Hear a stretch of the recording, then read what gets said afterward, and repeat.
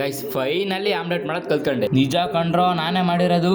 Day 19 of fitness vlog. Discipline over everything. Duty ಮುಗಿಸ್ಕೊಂಡ್ ಮನೆಗ್ ಬಂದು ಫ್ರೆಶ್ ಅಪ್ ಆದೆ ಅಂತ ಎಲ್ಲ ಹೇಳಲ್ಲ, ನಿದ್ದೆ ಮಾಡೋಣ ಅಂತ ಹೋದೆ. ಹಿಂಗ್ ಬಂದ್ ಮಲ್ಕೊಂಬಿಟ್ರೆ ಏನ್ ಸ್ವರ್ಗ ಅಂತೀರಾ. ಆ ದೇವ್ರಿನ ಯಾವ್ಯಾವ್ದ್ರಲ್ಲಿ ಸುಖ ಇಟ್ಟವನೋ ಗೊತ್ತಿಲ್ಲ. ಯಾವ ಪೊಸಿಷನ್ ಅಲ್ಲಿ ಮಲಗಿದ್ನೋ ಅದೇ ಪೊಸಿಷನ್ ಅಲ್ಲಿ ಎದ್ದು ಬೇಗ ರೆಡಿ ಆಗೋಣ ಅಂತ ಹೋದೆ. ಮಗನ್ ಮಿರನ್ ಮುಂದೆ ನಿಂತ್ಕೊಂಡ್ರೆ ಬರಕ್ಕೆ ಮನ್ಸಾಗಲ್ಲ. ಯಾಕೆ ನಾವು ಗಂಡ್ ಮಕ್ಳೇನ್ ಮಿರರ್ ನೋಡ್ಬಾರ್ದಾ? ಏನ್ ಜನನಪ್ಪ. ಅದಾದ್ಮೇಲೆ ಕ್ರಿಯೇಟಿನ್ ಎತ್ಕೊಂಡು ಜಿಮ್ಮಿಗೆ ಹೋಗೋಣ ಅಂತ ಹೊರಟೆ. ಗುರು ನಿಜ ಹೇಳ್ತೀನಿ, ದೇವರಣೆಗಳು ಈ ನಡುವೆ ಜಿಮ್ಮಿಗೆ ಅಂತೂ ಕರೆಕ್ಟಾಗಿ ನಾನು ಹೋಗ್ತಲೇ ಇಲ್ಲ. ಫೈನಲಿ ಜಿಮ್ಮಿಗೆ ಬಂದು ವರ್ಕೌಟ್ ಮಾಡೋಣ ಅಂತ ಹೊರಟೆ. ಇವತ್ತೇನ್ ಸ್ಪೆಷಲ್ ಏನೋ ಗೊತ್ತಿಲ್ಲ, ಜಿಮ್ ಅಲ್ಲಿ ಜನನೇ ಇಲ್ಲ, ಖಾಲಿ ಹೊಡಿತೈತೆ. ಮೇ ಬಿ ನಾನ್ ಬರೋದಕ್ಕೆ ಈ ತರ ಖಾಲಿ ಆಗಿರ್ಬೇಕು.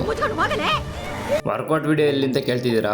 ನೀವೇ ತಾನೇ ಮುಚ್ಕೊಂಡವ್ರಿ ಅಂತ ಬೈದಿದ್ದು. ಹೋಗ್ತಿದ್ದೀನಿ. ಹೇ ಹಂಗೆಲ್ಲ ಏನಿಲ್ಲ ಗುರು. ಸೊ ನಾನು ಈ ಶೋಲ್ಡರ್ ಮೊದಲೇ ಇಂಜುರಿಲಿ ಇತ್ತು. ಸೊ ವರ್ಕೌಟ್ ಮಾಡಿದೆ, ಇನ್ನೇ ಪೇನ್ ಸ್ಟಾರ್ಟ್ ಆಯ್ತು, ಮುಚ್ಕೊಂಡ್ ಮನೆ ಕಡೆ ಹೊರಟೆ ಅಷ್ಟೇ. ಸೊ ಊಟಕ್ಕೆ ರೆಡಿ ಮಾಡಿ ಆಮ್ಲೆಟ್ ಹಾಕೋಣ ಅಂತ ಬಂದೆ. ಕಷ್ಟ ಪಟ್ರೆ ಫಲ ಸಿಗುತ್ತೆ ಅಂತಾರಲ್ಲ, ಅದಕ್ಕಿದೆ ಸಾಕ್ಷಿ ನೋಡಿ. ಇವನೇನೋ ಒಂದು ಆಮ್ಲೆಟ್ ಮಗ್ಚಾಕಿರೋದೇ ಈ ರೇಂಜ್ ಬಿಲ್ಡಪ್ ಕೊಡ್ತಾನೆ ಅನ್ಕೊಂಡ್ರ? ಯಾಕೆ ಅಂತ ಹೇಳ್ತೀನಿ ಕೇಳಿ. ಒಂದ್ಸತಿ ಈ ತರ ಬರುತ್ತೆ, ಇನ್ನೊಂದ್ಸತಿ ಸೀದು ತಪ್ಲೆ ತೀಕ ಆದಂಗ ಆಗಿರುತ್ತೆ. ಇನ್ನ ಕೆಲವೊಂದ್ಸತಿ ಎಷ್ಟು ಕೆಟ್ಟದಾಗಿರುತ್ತೆ ಅಂದ್ರೆ ಅದು ನೋಡಕ್ಕೆ ಅಸಹ್ಯವಾಗಿರುತ್ತೆ. ಇವತ್ತಿನ ಡೇನ ಮ್ಯಾಚ್ ನೋಡ್ಕೊಂಡು ಏನ್ ಮಾಡ್ತಿದೀನಿ. ಸಿಗುವ ನಾಳೆ. Love you. Bye bye.